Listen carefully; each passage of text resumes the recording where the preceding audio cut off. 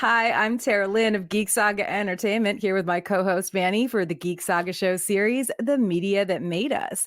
This series focuses on media that the two of us consumed in our younger or maybe even just slightly younger years, media that helped shape our current interests and that we still love. So I'm Manny, and for our fourth Media That Made Us episode, we're continuing our coverage of the reimagined Battlestar Galactica series and discussing what we're calling the Pegasus Arc, which includes episodes 10 through 12 of BSG Season 2. Before we get started, just a heads up that you can follow me and therefore all of the Geek Saga endeavors at a Geek Saga on Facebook, Instagram, Threads, TikTok, Twitter, and YouTube. And you can find me on Facebook and Instagram at Manissimo Art. Last but hopefully not least, we hope that you'll check out the Geek Saga Entertainment Patreon with 10 tiers ranging from $1 a month to $40 a month. It's a great way to support us and receive some fun perks in return, including early access to all of our podcasts, be they podcast versions of live episodes like these or podcast only eps, plus, like I said, some other fun stuff. You can check it out at patreon.com/geeksaga_entertainment. Our format for these episodes includes our top 5 moments that made it. Basically, our hot takes from the portion of the series we're covering, followed by any insights we've uncovered from rewatches and or being longtime fans. We might only be talking about 3 episodes this time around, but honestly, it was still kind of difficult to narrow down our top 5 moments that made it.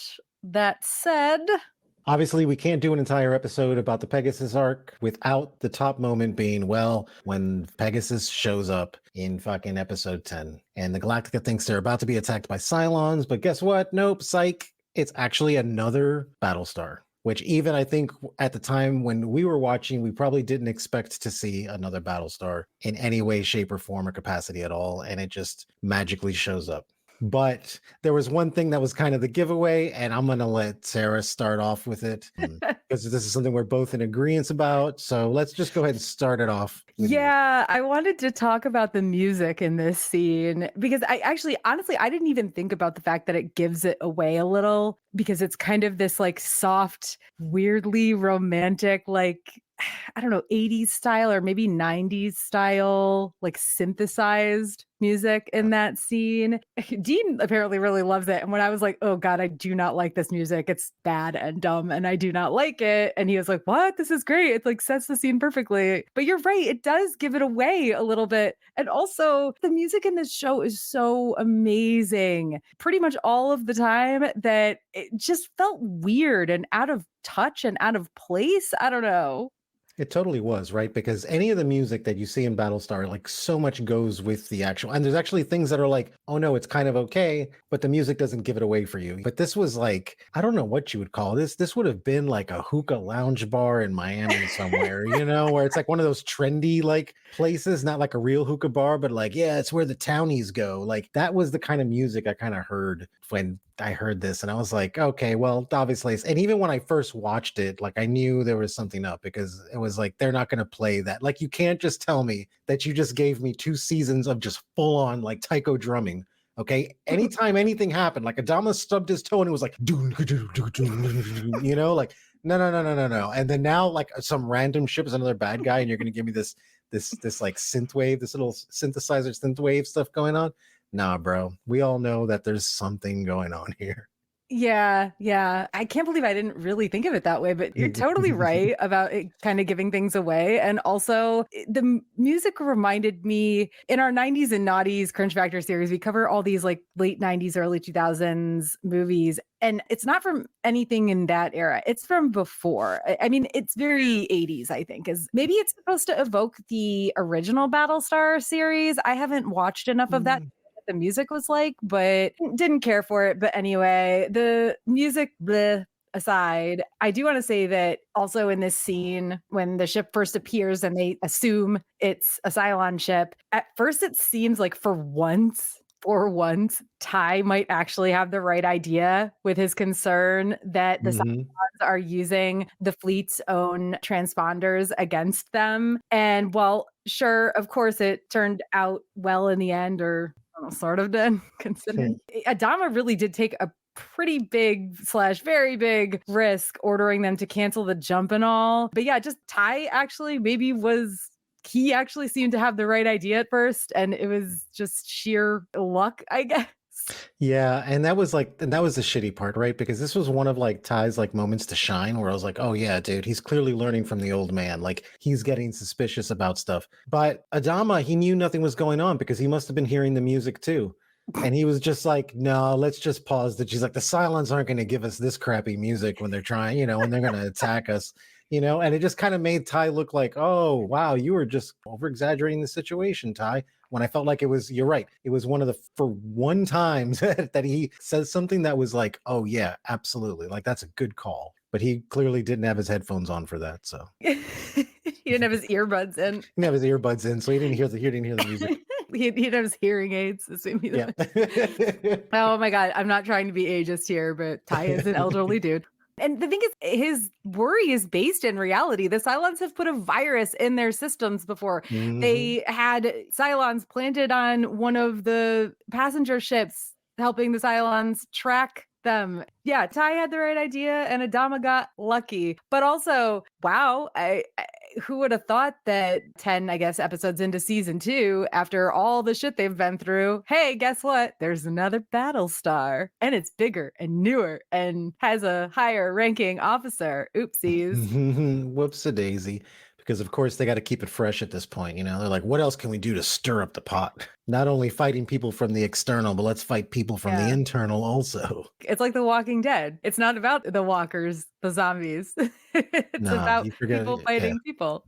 Exactly. Well, the idea that, by the way, there is a higher ranking officer on the Pegasus leads us into our number 2, which is a bit more broad. The moment itself might not stand out at first, but it has consequences that build and come to a head throughout these 3 episodes. And it's also from episode 10, which, by the way, is called Pegasus. I didn't think we really needed to say that when we were talking about the first one, because duh. But it's also from episode 10, and it's when Kane first starts giving orders that Adama does not want to hear, let alone obey. Seriously, though, that whole scene, it's like, Kane, I have no desire to interfere with your command. Also, Kane, 5 minutes later, totally interferes with Adama's command. Yep. And I wanted to ask, do you think she was actually doing this because she thought she was, quote unquote, saving his command like she claims? Or do you think that she was doing it because, as much as she says she doesn't necessarily want to be in control, she needs or feels she needs to be in control? She doesn't want to interfere with his stuff as long as he's on board with her and like what she wants to do and is not going to question and is not going to do any of that, right? So when she's saying like, let's just theory craft here for a second. Let's say Adama gets killed and she puts her guy in there. Then yeah, she's not going to interfere with his command at all because she already knows that he drank the Kool-Aid. He's with me. So if you're not drinking the Kool-Aid, she's going to interfere. And I think about her thing, it's like, it's about control is what it is. And that's what she's doing. Weirdly enough, because you said the phrase drink the Kool-Aid, I am actually listening to an audiobook. It's called Cultish, the language of fanaticism. And there's a whole section in it on the phrase drink the Kool-Aid and how a lot of people throw it around. Now, first of all, it was Flavor Aid, by the way, not Kool-Aid. Not Kool-Aid. This is regarding Jonestown, for those of you who don't know the phrase for some reason. But, she was saying that particularly people from that era, and obviously especially Jonestown survivors, really despise the phrase because they think it's thrown around about stuff that it really doesn't apply to. But in this case, it really does. So drink the Kool-Aid, drink the Flavor Aid, whatever. It's clear that like some of her people, including Fisk, they're following her orders because they know better than to not follow her orders. That doesn't mean they agree with them. That also doesn't mean that they're off the hook for being shitty people. No. As we kind of, we see more of that in the Razor TV movie that comes much later. But it was interesting that you used that phrase. And I literally am listening to this book and just heard this whole section on it like yesterday or the day before. And again, a lot of people throw that phrase around like it's nothing. But in this case, it really, with the whole Razor thing, it really is a cultish environment. It is. She has created this cultish environment around her where what are at the very least war crimes, but honestly, I think more than that, where she's murdering, and not even just the enemy civilians, but their own civilians. I don't know. Again, very Vietnam War stuff, whatever. Anyway, I'm kind of going off on a tangent, so I'm going to bring myself back on track. I have things to say at the end of this for our insights that are literally specifically about this. But yeah, when I asked the question, like, do we think she was doing this because she really wanted to actually save his command, or just because she wants to be in control? I'm kind of in I don't really know exactly what she wanted. I don't think it was just about saving his command, because, you know, when she says, I have no desire to interfere with your command, and she tells him that she wants to integrate the crews and she wants Apollo and Starbuck to come to the Pegasus, and he's like, I don't agree. And she's like, well, you know, not agreeing is your right. That's not, I'm paraphrasing, but she has this little like smirk on her face that I was just like, yeah. You keep saying that. Exactly. And right? looking like that. No, exactly. Because a good leader, like if it was me, I would have just said, hey, I want to integrate the crews, because now through all the fighting that we've done, you guys have gained a set of skills. My people have gained a set of skills. And if we kind of cross teach each other how we've been doing things, now we can take all of these lessons that we've learned and kind of work together. And that's the angle I would have taken. But Kane is a fucking tyrant.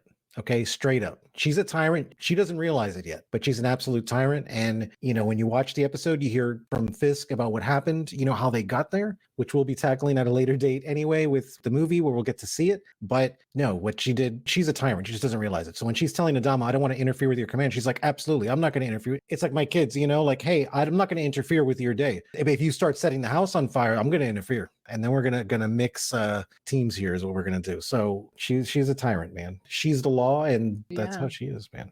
As I mentioned when introducing this whole conversation and Kane's decision to, in fact, interfere, it leads to a bunch of other things. Maybe some good, but like honestly, all I can think of right now are the not so good / bad, like the integration of the crews and what comes from that, aka a lot of infighting and like posturing between Apollo and whatever the CAG's name is from, I can't remember the CAG's name from Pegasus. I don't care. It doesn't matter. He sucks. Yeah. It also, in the end, leads to the bookended orders that Adama gives Starbuck and Kane gives Fisk to kill the other leader, which of course we know does not come to fruition. Thankfully, I guess. I'm thankful that Starbuck didn't have to do that. And I'm thankful that Adama didn't go through with making the decision or giving the order fully, but I'm not going to say it was wrong. Yeah. I'm not going to say it was wrong. Nope. Agreed. Okay, so for our third moment, how can we not go with the scene in episode 11, Resurrection Ship Part 1, when Starbuck comes back from her recon mission just in time to save the day, at least in terms of keeping the Galactica and Pegasus crews from going head-to-head in that moment. Okay, What but a scene. Does this count as a triumphant Starbuck return? Because if so, we're at 3. I mean, I would say this is an accidental return. Like, she clearly didn't know what was going on. She just came back and was like, what the hell is going on here? I mean, let's face it. I mean, how many months was it in between season, this first episode and then Resurrection Ship Part 1? I think it was like 4 or 5 months. How much time they made us wait, because this was like a mid-season. So when we were watching it, I remember with my cousin and stuff like that in my mom's living room, and this scene built up. And Adama was giving his orders. You know, when he gives his orders when he's not really asking questions anymore, Kane is like, what are you doing? And he's like, you know, I prepared a Raptor and you're going to put my men on that ship or whatever. And he's like, I'm getting my men, you know? And then you just see both sides with the Vipers coming towards each other. And at this point, forget it. We had like wet our pants. We're just like ready to go, you know? And then it was like, to be continued. And then we're like, what the fuck? And then we had to wait. Man, it was like 6 or 7 months for that next episode. But the writers did really good with Starbuck's return, right? Because when the episode starts off, you see these ships just kind of playing chicken with each other. They're not firing, right? Because we were all waiting for like a battle, but there was not. They were just kind of going back and forth. So with her showing up, I felt like it was good, because it wasn't something that was strung out for the entire episode, because she literally shows up in like the first 10 minutes of the episode or something. Really, though, the Vipers from the 2 ships are playing this sort of like put you on the edge of your seat cat and mouse game. Haha, one of them is actually named Cat, but and Starbuck, when she pops back in, she's literally like, what the frack? And I honestly hate when people throw frack around, but I feel like we're on a BSG webcast podcast. We can say it. But in real life, I would not be using that word as a pejorative. But she's like, what the fuck? And of course, all the Vipers, they're like, oh my God, there's a bogey. It's got to be a raider. You know, Adama and Kane agree to put their shit aside for a second. All the Vipers turn on her and she's like, guys, no. Oh oh no, it's me, Starbuck. And thankfully they stand down. But also, I have to ask you, what are your thoughts on her line? I'm a friendly, okay? We're all friendlies. So let's just be friendly, because I think it's kind of like cute and funny, and it's a little bit, maybe it pulls you like a little bit out of the scene, but it feels very Starbuck. And Dean was like, ugh, this is bad writing. And I was like, I don't know, I like it. No, I think it was great because you know what it was is that it was blood pressure medicine because everything had built up in that last episode right before the 6-month hiatus, pretty much. So we were all like, I mean, forget it. I mean, our blood pressure was up. We're ready for fucking war at this point. And then you had these ships passing each other, and it was frustrating me just watching it. And fucking Kat's like yelling out, like she's just like fucking requesting weapons free, like give me weapons free, weapons free. Like she's ready to fucking fight. And then Starbucks shows up and then does this, and everybody's like, oh, that was funny. Oh yeah, this isn't real. This is a television show. I forgot. I liked it. I liked it too. I liked it too. I wonder if anybody's watching this after the fact or listening as a podcast, please weigh in on how you felt. Yeah. Also about the music thing we talked about earlier, because I feel like you and I are in agreement, but also like we're ride or dies. So Yeah, exactly. I also like how Ty, I think Adama, they're having this whole conversation about how like, oh, Starbuck came and took the Blackbird. She claimed she was going on this recon mission ordered by Kane. And they're all like, yeah, no, that totally didn't happen. And Ty is just like, another one of her crazy ass stunts. Thank the gods. Thank the gods. The way he said it, because he sounded mad at first. He's like, another one of our crazy stunts. Thank the gods. And I was like, nice. I feel like that's how Ty always sounds. Yeah. Like, or maybe not always, but He does for the most part. Yeah, quite often he does for sure. And plus, like, not only does she basically save the day, she gets promoted despite going against Kane's orders, or maybe Kane's Kag's orders, whatever the fuck his name is. Who cares? He sucks. I think I'm just gonna call him Who Cares? He Sucks. Yeah. Anytime we have to talk about him. Like, oh, Starbuck. She really does get away with pretty much everything, and I kind of love her for that. Me too. But the thing is, yeah, and the thing is that Starbuck is very much just like a maverick, and that's what Kane is also. So I think Kane probably sees herself in Starbuck. I definitely see some similarities between the two of them, although thankfully not too many. It is kind of hard to watch when Starbuck and Kane kind of become a little bit buddy after that. Do you think that Kane was playing to what she knows Starbuck wants, aka saving the people on Caprica to gain her loyalty? Yes.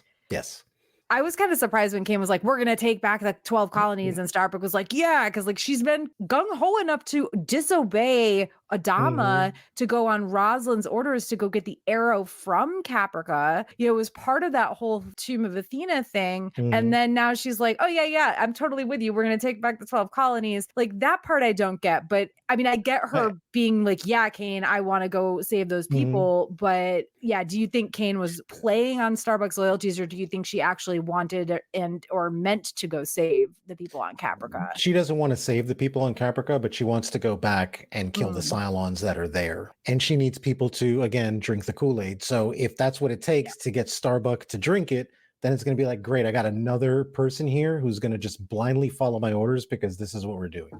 And that's what she wants. Yeah, Kane is feeding her like the basic stuff, and she'll tell her about what is it that Scientology believes in, like photons and like weird alien. Yeah, she'll tell her about the stuff like months later after Starbuck has already purchased the Caprica resurrection package.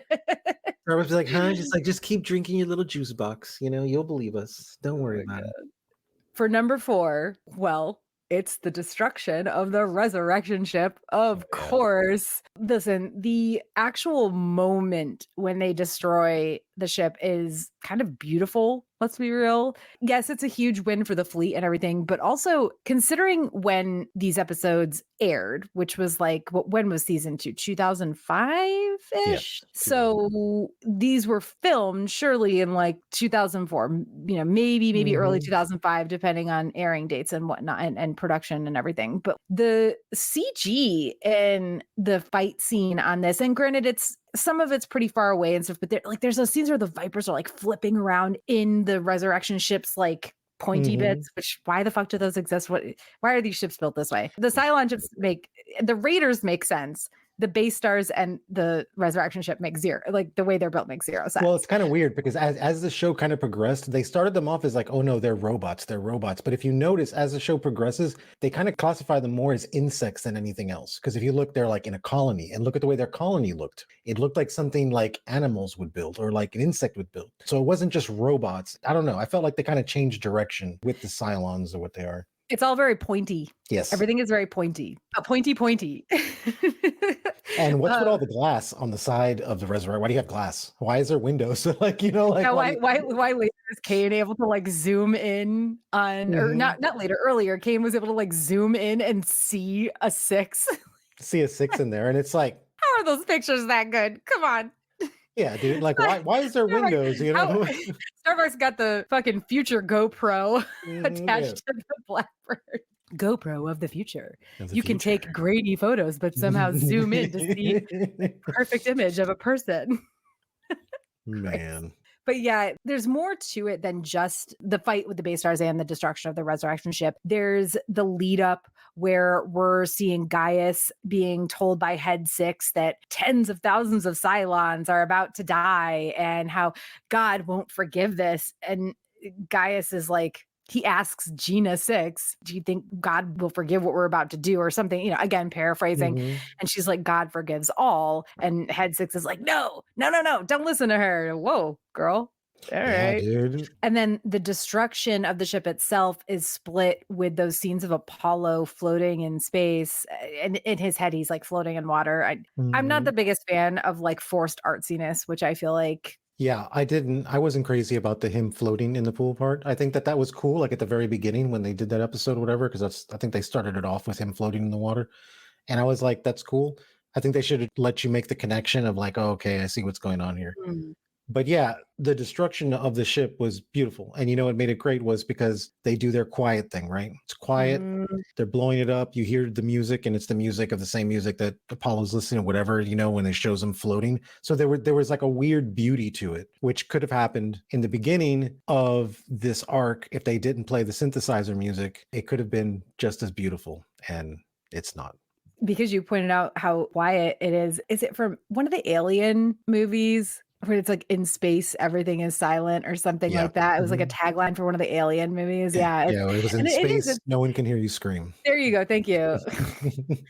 Listen, I'm not a fucking veritable cache of random knowledge. You fill in my blanks. Thank you. It's not even that I'm organized with it. I just have a bunch of papers in my head and I happened to pick one up and I was like, oh yeah, that one. It's that one. That's it. I knew it was something along those lines. Yeah. But the destruction is split with those scenes of Apollo floating in space. And it's also like super tense that he's not responding. You're wondering if he'll die. And meanwhile, you're seeing this like really triumphant thing happening, but also you're like, but fuck, what about Apollo? And then of course, right after it's destroyed, there's the whole like, will they, won't they? And we're not talking like The Office or whatever here, guys, with Jim and Pam. We're talking about will they, won't they kill each other?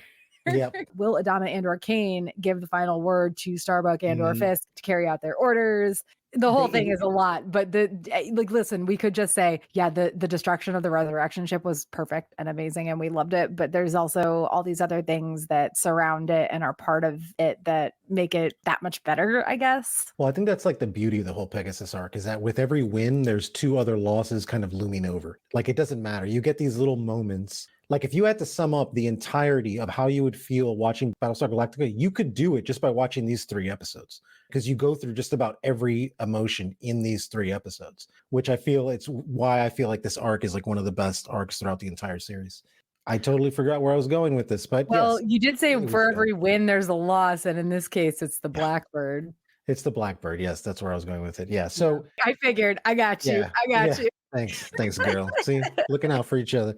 Yeah, and it really sucked because the Blackbird was such an awesome concept, right? Because they never had a stealth ship and everything like that. But I guess in the grand scheme of things, it wasn't really needed anymore in the script. So they had to do something with it. So they just went ahead and just destroyed it. Yeah, it sucks, especially since like Well, at the very least, we did, and this is like a little bit of an aside, but earlier, I want to say it was in episode 10, we get the scene with Laird, who is the Mhm. aeronautical engineer that they got from one of the passenger ships and like killed his family and shit. Cool, cool, Got cool. from one of the Yeah, ships. yeah, that's what I said. They got him. Got him by killing his Mhm. family. He is like super into it and like wanting to explore it and stuff. And at first, Chief is like, "Who the fuck are you? Like, why are you?" Because he thought he was like talking shit. I think when he was like, Mhm. "Oh, what these should have been out, gone forever ago. These engines or whatever." And then it's like Chief gets this. He's very proud. I think like at least that's how it Mhm. really. He's like he looks very proud and Yeah. real excited that this fucking aeronautical engineer is like, "Wow, let me can I please?" And Chief is like, "Yeah, yeah, Mhm. yeah, yeah." At least if it had to go, it went out in a blaze of glory. It did. It was good. And it went out for a really good reason. I just really liked the Blackbird because I just thought it was something new. Because I was never a fan of the new Vipers. Let's just be real here. I'm just going to be straight up. I was never a fan of the new Vipers. I didn't. I liked the old Vipers because those are the ones that I used to play with as a child. So those were the ones I liked. So when they did the Blackbird, I thought that was awesome because Manny loves sharp edges on vehicles. Period. I hate rounded things. I hate things that are symmetrical. I don't like anything like that. All right, dude. I'm all about asymmetrical, sharp edges, things that just look uncomfortable. Like that's totally what I'm into. So the Blackbird fit that description completely. It was asymmetrical in the sense that the seat was like too far back on this ship. That's why Starbuck had a hard time riding it. The way it's put together, sharp edges, no curves, no nothing, like I'm sorry, dude. That ship screamed Manny all over it. That would be my ride riding down the beach on Caprica, and it would be in the Blackbird, hands down. Let's find you one of those Aztecs from the early Oh 2000s. God. Okay, we're totally off subject. Yeah. We're totally off subject. All right. Well, I guess we got one last moment to talk about. Okay. Hopefully, no one is shocked by our final top moment at the end of episode 12, The Resurrection Ship Part 2, the totally justified murder of Admiral Kane. Never so happy have I ever been able to see a 187 on television before. This was one of the most exciting things I ever saw, dude, because you saw what was happening on this ship. You saw how they were treating Gina 6. And I love how when Gina 6 appears in that scene, because there's no buildup, there's no nothing. I mean, the fact that we're seeing Admiral Kane like get ready for bed, we all knew something was going to happen because they don't waste time on shit like that on the show. We knew something was happening. I didn't know what. And then all of a sudden you see Gina with a gun just right to her fucking face. Doesn't say, "Oh my God, do you know what you did to me? Do you know?" Blah, blah. None of that. She's just like, "Can you roll over? Beg." And Kane is just like, "Frack you." And literally, "You're not my type." Pow! Like fucking yes. And Admiral Kane knew it was happening because she was already crying and she flinched right at the end and she deserved every second of it, that fucking tyrant. But in saying that, Michelle Forbes is a fantastic actress. She has such a presence on screen. I love her. Anything she does. And it was so awesome to see her portray Admiral Kane because she just did it so fucking perfectly. Yeah. No one could have pulled that off. She did it perfect. Love her. So I guess I want to ask, because for me, it wasn't even before you see Kane getting ready for bed, right? And she's just kind of Mhm. like going through her room, taking off her guns, taking off her clothes, like, oh God, all the weight of being such a leader is off my waist and my back, my neck, my back. Can't believe how many innocent people I had to kill today. Oh, I'm so tired. I didn't even take a lunch break. But even before that, when Gina Six is begging Gaius to kill her, saying, "I need to die," and Baltar is just like, "What you need is justice." And he like hands the gun back to her. There's a whole back and forth, obviously, where Starbuck is like going to the command and Mhm. Fisk is eyeing Adama in the command on the Galactica. And you're like, are they going to do it? And they don't. So even before, when Starbuck didn't take out Kane, it was like, nah, she ain't making it. No. Gina Six is meandering through the ship with a gun in her hand. Mhm. I guess there's this question of like, how did she get into Kane's quarters? Because I know that she was working on the systems, but like, yo, she worked on the systems. You didn't change that shit. I maybe it's because like she's a Cylon, so like she was able to get around any changes they Mhm. made. I'm gonna just put that as what the reasoning was behind her being able to get into Kane's quarters, but it did not at all surprise me me, I knew Kane wasn't making it. I mean, whether it was going to be the end of this episode or the very beginning of the next one, I knew she was gone once Oh yeah. Gaius put that gun in Gina's hand and said, what you need is justice. Yeah, I knew she was going. I didn't think it was going to be that soon. But again, God bless the writers for not wasting their time. Yeah. And they keep the story going. They did great with that.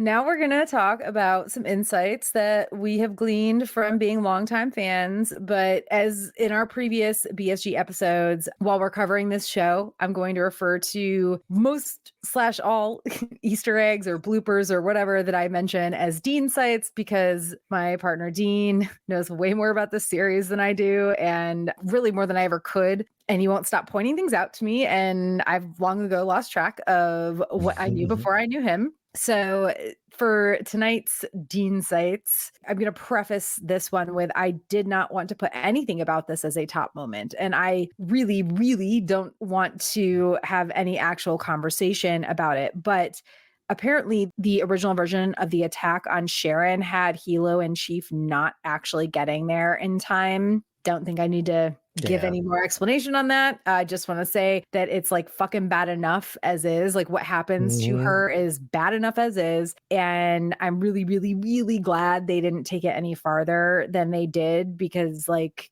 fuck, gross. That is all. When Dean told me that, I was like, ugh. If I had been watching this live in like the mid-aughts, that maybe wouldn't have been like a thing I stopped watching the show for. To be honest, even when I was watching, because I watched the early seasons, like right before the final season started, maybe then it wouldn't have even been something that like maybe stop watching the show, but like it would be something I skipped the fuck over if they showed it on screen. I can't really even watch the scene as it exists. So yeah, really glad they didn't do that. The other one is in episode 11, Resurrection Ship Part 2, when Apollo is floating in space. Dean pointed out that they actually added a flap to the arm of that flight suit, and only that one flight suit, just so that they could get the shot where Apollo pulls back a flap to look at the oxygen gauge. Oxygen gauge. I get it. I really do. But also, wow, guys, that's like you created a whole extra thing. It was weird. However, maybe they just didn't trust the pressurization inside the Blackbird since it's an experimental airplane. That's like the best thing I can come up with. But you're right. I mean, it is weird that it's just for this one thing. But then I'm like, well, technically he's like a test pilot. So maybe that's just what it is, because yeah, Dean with his sometimes like insider info, I think the way he put it was that they did this on purpose just for that shot. So like not, shocked that they would do something like that. And again, like, yeah, like I get it, but moving on to our personal insights, why don't we go back and forth on these? I'll start and then you go, like, because we both have several, so I don't want to be like talking for too long. Okay, so these aren't necessarily going to be in chronological order because they're just random notes that I took and I didn't like timestamp them or anything. But in episode 11, I definitely lulled over when they're meeting on Colonial 1, neutral ground, after the whole standoff between the Viper pilots and Galactica and Pegasus, etc.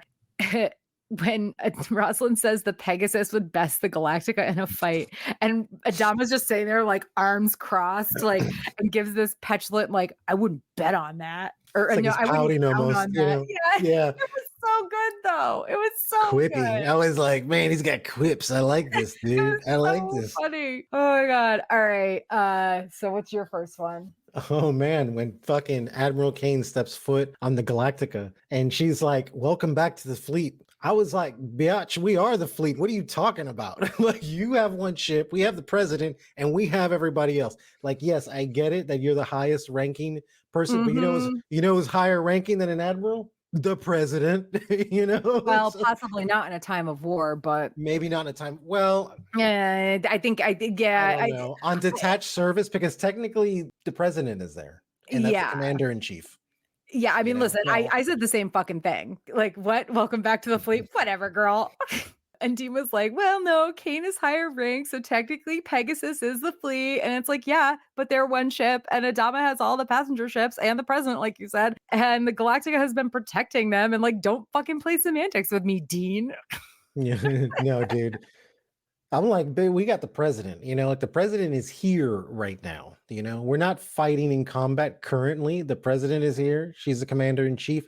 And Kane knows that because Kane actually sat down and talked to them and she didn't say anything. She could have just stormed off. If she was like, I'm the highest ranking person, she could have just walked right out of Colonial One and been like, fuck you. Or she could have just marched in there with her people and been that's it. So obviously she respects the chain of command. And last time I checked, the president is on top of that. So technically, the Galactica is the fleet. They just showed up later. They're just like, hey, I'm partying with mom, and then dad shows up later, right? It's like, oh yeah, hey dad, oh yeah, cool, hey, but I'm here with Mom's mom. always the one who gets custody, guys. Exactly. Yeah, Well, maybe not exactly. always. Okay, not always, not always, and not always rightfully, but just saying. Speaking of mom, aka Rosalind, yo, when she's just like, "Well, you gotta kill her," to Yeah. Adama about Cade. I mean, it's fucking great because you don't expect that out of her. Like, you know that she's got steel in her, right? Mhm. You know that she does after all this time. And she has absolutely like gone against Adama. And listen, she's pulled some shit, right? But do you really expect Roslyn? That's something you maybe expect out of like Ty, maybe Starbuck. I don't know. But like Probably at a Roslyn's like, well, Starbucks. and she's so like blasé about it. Like, well, you Mhm. got to kill her. She went Obviously. really, yeah, she went really street with that She one, went right? hard. Because I was expecting her to turn over and be like, hey, Kane is a problem that we can't deal with moving forward. She would have said something presidential. She just looked over and was like, she's got to get whacked, man. We're gonna have to whack her. I mean, but I think at this point, her and Adama have that relationship where she feels Hmm. comfortable just saying what's on her mind, and Yep. I'm here for it. Yep. Okay, next one for you. Oh, this is This one dark. is this one's dark. Okay. So the brutality of the quote unquote prisoners dealing with Gina and Boomer is really a stark reflection of what was happening in the real world about a year prior, not even a year prior. They were probably filming it almost at the same time as it was happening. And it had to do with the Abu Ghraib prison stuff that was happening when the stuff was coming out about these people getting tortured and the stuff that was happening to women and all this kind of stuff. I mean, this mirrors it 100%. The writers knew what they were doing when they threw this in there. And that was like a hard one because I watched this again and I was looking at it, I was like, oh yeah. And I remember kind of putting that together when I was like younger. And then I thought about it and I was like, oh yeah, because then it makes sense, right? Because even like Fisk, I personally liked Fisk. Fisk seemed to be like a very down-to-earth, normal kind of guy. And when he like walks out of the cell where when he saves the chief and Hilo, and then he's just like, you can't rape a machine and just kind of like walks away. And it's like how callous to like look at another life form and be like, well, they're nothing. And that's the way the world saw what was happening in Iraq, was that those people weren't people. So you can just do whatever the hell you want with them. And this was a perfect, if you watched Battlestar and that disgusted you, what was going on there and what they tried to do to Boomer and what they did to Gina, but then you saw the Abu Ghraib prison stuff and that didn't disgust you, you have a fucking problem, a big fucking problem, because it's just dehumanizing. We'll just end it there because that one is dark, but that it was definitely like a mirror to what was going on in the real world. Well, and that actually feeds really well into the next insight I was going to talk about, which is Doc Cottle being Yeah. so fucking great. I don't know I think it was in Resurrection Ship Part 1, but it doesn't really matter what episode it was in. He and Adama are talking with Sharon after she was assaulted. And now granted, like I'm not saying Adama is doing anything wrong here. He's not. Mhm. But Adama, at one point, Adama says like the attack, and she's like, oh, that's what we're calling it now, an attack. And it's like, well, yes. So I guess maybe she was wanting or expecting them to call it an assault. Either way, it's bad, of course. And Adama is maybe just not using the right language or the language she wants. Mhm. Either way, Adama starts saying to Sharon, what happened to you? And we don't know, we'll never know what he was going to say next because Cottle interrupts him or maybe finishes his sentence. I'm not really Mhm. sure, but by saying very pointedly was unforgivable. Mhm. And Doc Cottle is a hard ass. Like he really is. Like he doesn't cut corners. He's an honest, Pulls no punches. right, exactly. He's an honest fucking person. But I think that even knowing that about him from the previous however many episodes, when he interrupts Adama and finishes that sentence by saying was unforgivable, so Mhm. not just pointedly, forcefully, it was like I got like chills and I was like, oh, okay, Doc Cottle is my favorite right now. Like Yep. he's my Yep. favorite. Don't fuck with Doc Coddle. I love Yep. it. I love him. I love It him. was good. It was like it was just like a stopper, right? Because when he said that, everything just kind of stopped. And it was like, yeah, that's exactly what it was. It was Yeah. unforgivable. Yep. No, like no other words needed other than thank you, Doc Coddle. You are Mhm. amazing. Yep. Yep. All right, what's your next insight? The next one I really liked about this is that what you see here is the tale of two sides of the coin, right? When you see the way that Admiral Kane leads and you see the way that It's a tale Adama of leads. two battle stars. A tale of two battle stars, exactly. So you get to see this dichotomy of intellectual survival versus destructive survival. So in destructive survival, because in its essence, right, let's not pull any punches here. In its essence, survival is very selfish because it's about you being safe. That's how we're wired. It's not that it's a bad selfish, right? It's just that's how we're wired as people. So we have to survive. However, there are many ways to survive that are acceptable and ways that are not.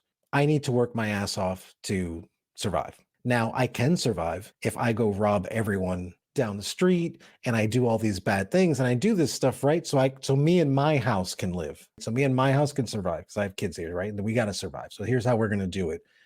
That's destructive survival because you're laying waste to anything that's coming across your path so you can survive. And we see that with Admiral Kane, right? Because Admiral Kane, that's what she does. She strips the fleet. She kills people's family to get them on their team and do all this kind of stuff. Is she trying to save the human race? No. She's trying to save her ship and her crew, as opposed to the intellectual survival, which is what Adama's doing with the president. Because, you know, even Adama in the end, he was going to start off just like Kane. And then he's like, hey, it's time we start making babies. So now it's like, okay, so now we're getting into the intellectual side of it now, to where it's like, we can't risk everything to give the enemy a bloody nose and it's going to hurt us or it's going to take away people from, you know, the last of the human race or whatnot. It's really cool to kind of see that dichotomy of both sides, you know, because they're both doing the same thing. They're both trying to survive. It's just that one is doing it by literally going scorched earth on everything, and the other people are just trying to go in peace is what they're trying to do. And they're like, we just want to be fucking left alone. When the Silents show up, yeah, we have to fight them, but we're just trying to get out of here. Yeah, and I will say that some of the later episodes, the next set of episodes we're going to discuss are going to go into some other, like some dark things that happen in the main fleet, but the main fleet, like I called it, you know, the fleet. Well, I mean, and speaking of like some of the fucking shitty orders that Kane gave, like I keep saying, I'm going to keep the insights to 3 or fewer, but I can't manage that this time because I just want to mention the conversation between Fisk and Ty, where Fisk admits that they were ordered to shoot the families of people who wouldn't comply with the order to go to the Pegasus. And he specifically, and I literally like paused a couple times to write this down. Fisk says they put 2 families up against the bulkhead and shot them. I'm just saying this because I want to remember to talk about this more when we cover Razor, because that's not like really how it happened or not really how it looked like it happened in Razor. So this is more of a reminder to myself for later, but still it was interesting to me to like, having watched these 3 episodes, then watched Razor, then I was watching these again to just make sure that I wasn't going to mess a timeline thing up in my head. And I saw that conversation between Fisk and Ty and I was like, wait a minute, that doesn't sound like how that actually happened with the families. So anyway, yeah, something to look forward to if you are watching or listening to our Battlestar episodes. Yes. All right, your last one. The adorable kiss between Adama and Rosalind at the end. Dude, we all knew this was coming, right? I knew it was coming from like the start, right? Because they were just kind of at odds with each other, you know, and it was like disrespectful. He was disrespectful to her really at first, you know, didn't really take her seriously or anything, but she really has shaped him the entire time. Like she was shaping who he was as a person the entire fucking time. And you get to see him with this little, even though he is kind of a softie to begin with, he always has been, he still needs some softening, and she's there to kind of like fill in those gaps. And also they're both in extreme positions of power and they don't really have anybody else. They have each other, you know, and not that I would ever want to be in a fleet where the president and the commander of the fleet are together, because I would never trust it, but it was really cute. And he had just gotten, you know, she had made him into an admiral, which was like really sweet and really cute. And just the way he's smiling at the end and the way she smiles at the end was just, it was like some grade school shit. And I loved it. I'm so glad that you added this one because like like you said, like, like she promotes him, and then they have this sweet little kiss. I will say this, like, perhaps not watching these live, like not having to wait from episode to episode and watching them much faster, I actually didn't see any sort of like romantic entanglement. I think involvement's probably a better word. It's not entanglement. It's not bad. I didn't really see that coming yet, or really like right up until these couple episodes, honestly. I don't think that's a bad thing. And also it could be that like when I watched it, I was so much younger. And at that time in the like mid-aughts, whatever, how often was it that you got a lovely love story between two middle-aged people? Never. Now it is far more common, thank God. But yeah, it wasn't something watching it as quickly as I did in the past that I saw. I will say, like, rewatching it in the future, I see a little bit more of the buildup, but even rewatching it the third, fourth, fifth times, whatever I'm on now, I see the buildup, but it is very, very subtle. I think like the timing and everything was perfect. Like the kiss was so freaking sweet and cute. I think my only complaint is maybe not the best word, but it's the word I'm going to use about their relationship, is that it is so, it's almost too subtle. Like obviously they have to be kind of separated in public, right? Like people might know that they are having a thing, but they have to be careful about it. I understand that, but I feel like it's almost like too subtle. That also could be a whole like, oh, well, I'm looking at this from a 20 something point of view, and in that time frame people would have been like, ew, gross, oh, people. I don't know, like to me it was fucking adorable and I loved it, but yeah, like zero complaints. And I love them. I love them together. And you're right.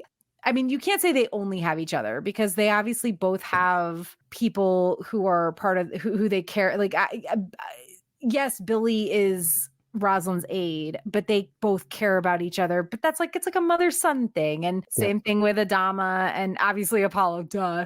And Starbuck, father-daughter sort of relationship. Adama has Ty as well, but there is but even Ty is not, but even Ty he's not like an intellectual equal to him, right? Because Ty has always been like, Ty is like perfect for him in the sense of like the buddy cop thing, perfect for that, right? But for somebody who's like the intellectual equal, someone who's actually going to challenge Adama was Rosalind. And when I saw the way they were with each other at first, and then he kind of kept caving in because he kind of knew she was right, which means that like he's listening to her. And taking her seriously, like, well, you know what? So I don't know. I kind of saw it. It was extremely subtle, but I totally saw it, and I always hoped for it, like I was always like, man, I really hope, because they both deserve some happiness. After everything, with everything, etc. No, they're fucking adorable. If I were to talk about like top 5 or 10 TV couples of all time, they would absolutely be on that list. I do have some qualms about their relationship going forward, only because obviously like when everybody gets to New Caprica, like Rosalind's on the surface, Adama is on the ship, they're apart for a long while. But I think it's qualms like as in, I wish we had gotten more. Because they deserved more, but this is just the start of them deserving more. I don't know. It's so cute. It's so fucking cute. It's so fucking cute. And like when I was putting in my notes for this episode, I was like, oh no, I want to add this one, but I have so many insights. And then I saw you had added it like as I was adding other things. And I was like, oh, there we go. There it is. Of course, one of us had this one. Great minds. Of course. Exactly. Any last thoughts or conclusions about the Pegasus arc? Because it was a lot, man. Yeah, it's a lot. But I think this was probably one of the more heavier arcs out of all of it. It's the one that had to happen, but it dealt with a lot of serious shit, like at the time and stuff like that, in particular with prisoners and seeing your enemy as people and not just objects. This tackled a lot of that. And I feel anyway, made a lot of people think, which was good. But it was great performances all around. They really made you think. Everybody who was in it, who did something. If they were an asshole, they played a perfect asshole. If they were, just a dumbass, they played a dumbass perfectly. Like everyone, I feel like I mean, everyone is great actors, but I feel like when it comes to like guest appearances, like people that were not normally on the show, they really Mm. all brought their fucking A game. Even, even people like Fisk, man, the guy is so goofy almost, but he was just fucking great. When he walked into that cell with fucking Hilo and the chief and the way he mouthed off to his own soldiers, like whatever, like, I mean, gosh, I was like, dude, that is some authority right there. And he wasn't fucking anything before he got on there, like, I don't know. Everything about it, well written, well executed. It was great, except for the synthesizers in the first episode, 0 out of 10. Everything else, 10 out of 10, I will say, like, it does feel a little bit weird that then we like later, so much later, we get Razor and Kendra Shaw is such a huge part of it, and we like she's not in any of this at all. That seems kind of odd. Like there was not even a mention. Okay, guys. I mean, I get that Razor was kind of an after the fact thing, and they were still figuring things out as they went along. But and that's not like a complaint about this arc. It's just like weird. Yeah, You couldn't have found some. I don't know. The other thing that I haven't mentioned, and when Hilo and Chief realize what the Pegasus crew members are talking about is going to happen, and they fucking rush off and they run. It is so fucking like, I don't want to get into it too much, but it is so like anxiety ridden. Yep. Will they get there in time? And in the version that was aired, they do, and then they are literally like on death row for mistakenly, like they shove the interrogator guy and his head hits a bolt in the wall, and it's like it's not necessarily like an important part of this arc as a whole. But it's worth mentioning because it wasn't just Hilo, it was Chief too. And he had been so schneh about everything for a while, for good reason, But then they band together and they're like, no, fuck this shit. It was one of the most human things to happen, right? In a time of war, is when you see people having compassion on that. And I think that's why I liked so much about how Admiral Kane got snuffed, right? Because, dude, when you show zero mercy, you are going to get zero mercy, period. And I always tell that to people in life. I don't, whatever, you believe in karma or whatever the fuck. If you treat people like shit, or you have no mercy on people, or you're just like unsympathetic towards people, then believe me, that I know for a fact the day is going to come and there's going to be no sympathy given to you. I believe it 10,000 fucking %. I always tell people, I'm like, dude, just be merciful, man. Because then much mercy will be given to you fucking down the line. Hokey, whatever the fuck, but I'm telling you, that's what it is. So when she fucking ate the bullet, believe me, she deserved every fucking millisecond of it, Actually, this is not going off the rails, but I will say, I guess I do have one complaint about the arc for these 3 episodes, and it's that it's always men putting the ideas in people's heads, doing the rescuing, whatever. Like Hilo and Chief rushing off to save Sharon. She's not able to fight off the Pegasus people by herself, which understandable. There's several of them, and it's just one of her. But since she's like super strong and shit, whatever. And I know she's also like a prisoner, everything, but then later, like it's Gaius who puts the gun in the hand of Gina and gives her the idea of getting her vengeance. And I do wish there's some things that maybe have been done differently, but this is like hindsight is, and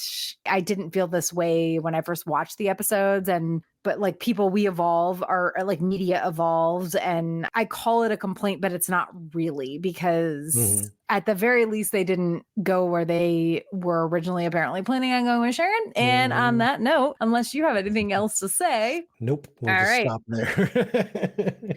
As we close out the episode, just want to give a shout out to our Heroes tier patron, Tommy of the TKOK Podcast Network. Thank you so much for supporting us. And thank you for joining us for our 4th Media That Made Us episode on BSG Season 2, episodes 10, 11, and 12, aka the Pegasus Arc. For the most current news and updates about this series, make sure to follow at Geek Saga on Facebook, Instagram, TikTok, Threads, and Twitter. Oh, and YouTube. We'll be back on Wednesday, October 23rd at 8 p.m. Eastern, live to talk about some more season 2 episodes. We aren't entirely certain what those episodes will be, but it will probably be a good number of season 2 episodes, including Black Market. Yeah, that's another one. There will be no top moments from Black Market, I'm sure. No. And also, please consider backing our Patreon at patreon.com/geeksaga_entertainment. Thank you for listening to the Geek Saga Podcast. If you like what you heard, please check out other Geek Saga entertainment endeavors, including the Sagas and Sass webcast and podcast and Ice and Fire Con.